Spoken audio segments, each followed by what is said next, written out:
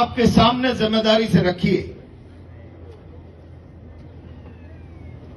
और मैंने पहले आपके मोबाइल भी इसलिए बंद करवाए थे कि घर की बात घर में पहले खुलकर चर्चा हो जाए।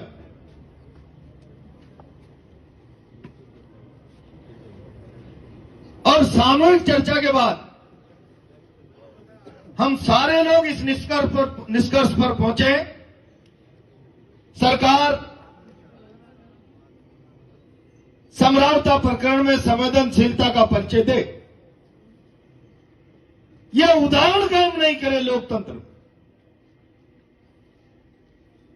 कि सरकारी हमला जनता पर हो जाए और न्याय की मांग का आवाज दब जाए, बल्कि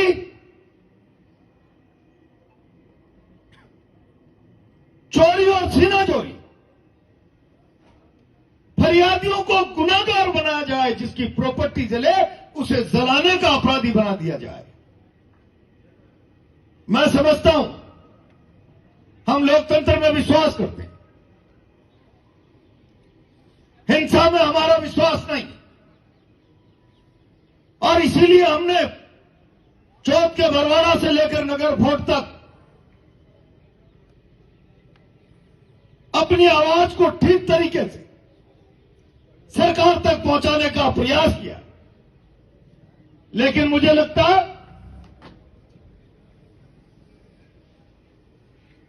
इस सरकार की मंशा समरावता प्रकरण में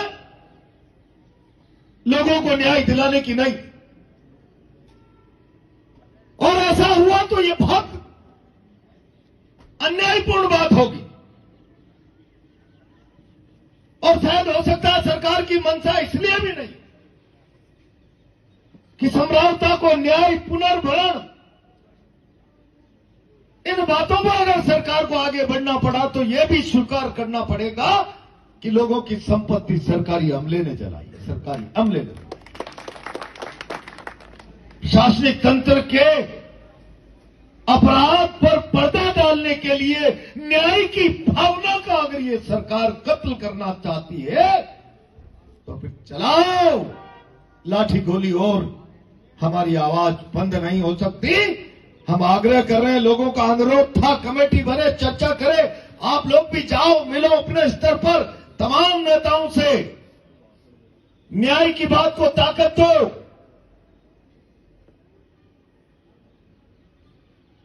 सरकार में भी बात कर लो, और नहीं तो फिर संकल्प करके जाओ। नगर फोर्ट, बुनियारा, चौक का बरवाड़ा शायद राजधानी से दूर था, और इसलिए सरकार के कानों तक आधा लाख लोगों की आवाज भी नहीं पहुंच पाई। तो हम सरकार के दरवाजे पर आकर हुंकार भरेंगे। 25 फरवरी को राजस्थान की विधानसभा का घेराव करेंगे। सब तैयार है? जाओ, गांव गांव में हलक जगाओ। अगर समरावता की न्याय की आवाज दब गई तो जुल्म का नया इतिहास लिखा जाएगा।